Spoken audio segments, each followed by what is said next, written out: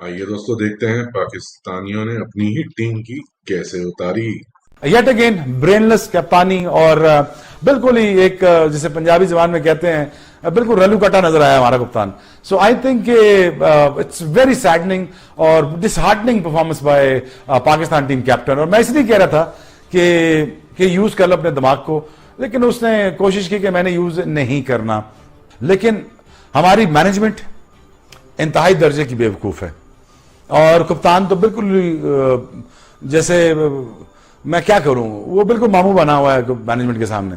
कुछ समझ ही नहीं आती उसको, ना उसको कप्तानी, ना उसको बॉलिंग चेंजेस का पता लग रहा है, ना उसको ये पता लग रहा है कि मैंने डिसीजन कैसे लेना है।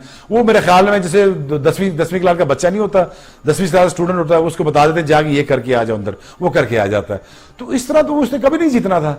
वो फिर हारिस रऊफ इंट्रोड्यूस होते हैं और आज उनका बहुत ही एक ऑर्डिनरी दिन था। मुझे उनके खैर एक तरह से रहम तो नहीं आता, बट कंसोल भी किया जा सकता है कि वो कोई ऐसा नहीं है कि कोई जानबूझ के इतनी खराब बॉलिंग की है, बट कभी ओवर ट्राई करने के लिए कभी आपका दिन नहीं होता, कभी ऑपोजिशन ऐसी होती है कि वो ताड़ लेती है आपको कि पेस ऑन द बैट हमें ठीक महसूस होता है और कभी आपकी जो वेरिएशंस है वो ठीक बैठती नहीं है और बहुत ही एक्सपेंसिव साबित हुए।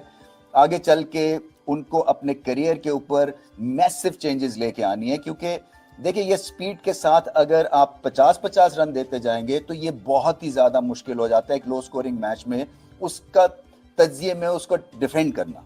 सो आई एम श्योर कि वो डिसअपॉइंटेड होंगे, मगर तोपों का रुख उनकी तरफ नहीं सिर्फ होना चाहिए, तोपों का रुख आपकी मिडिल ऑर्डर पे होना चाहिए, तोपों का रुख आपके टेम्परामेंट पे होना चाहिए, तोपों का रुख ये सवाल करना चाहिए कि हाथ में मुकाबला आके पाकिस्तान कब तक ऐसी पोजीशन जो है वो ऑपोजिशन की गोद में जाके रख देगा। बट ग्रेट कमबैक की, और ये इंडियन टीम की T20 में सबसे ग्रेटेस्ट चीज है कि कोई दुनिया की टीम कमबैक T20 में उतना मुतासिर को नहीं करती जितना भारत की टीम करती है। क्योंकि एक दफा मामला हाथ से निकल गया ना बॉलिंग में, तो there is no comeback, there is no coming back from that position. बड़ा मुश्किल होता है जब आपकी धुनाई हो रही हो कि आप पॉज का बटन दबाएं और आप एक कमबैक करें। बुमराह करते हैं, ये कुलदीप करके उन्होंने दिखाया, और भारत के बल्लेबाजों में भी ये है कि पॉज बटन दबा लेते हैं क्योंकि उनको पता है कि उनके पास टेक्निक है, उनका दिमाग चलता है, और फिर ये अब जो चीज़ों को रिवर्स करते हैं और उसके बाद ये फिर से पोजीशन ऑफ स्ट्रेंथ गेन करते हैं। पाकिस्तान के पास ये हुनर नहीं है। पाकिस्तान एक दफ़ा आगे लगता है तो आगे लग जाता है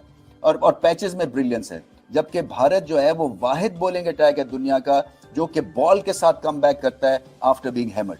तो ये चीज़ें हैं देखने वाली, इसलिए ये ग्रेट टीम बन चुके हैं और बहुत बहुत मुबारक। सिर्फ एक्शन, सिर्फ भरमबाजी, सिर्फ वाइल्ड कैनन, सिर्फ इनसे हीरोगिरी करा लो। इनसे नहीं होनी तो इनसे बैटिंग, इनसे बॉलिंग नहीं होनी तो इनसे मैचेस नहीं जितवाए जाने। और हर क्रूशल मोमेंट के ऊपर आपको एक कॉमन बंदा दिखता है ब्लंडर मारता हुआ, और वो है हारिस रऊफ। इसको भी उतना ही जल्दी बाहर करना चाहिए बाकी जितना सबको बाहर किया।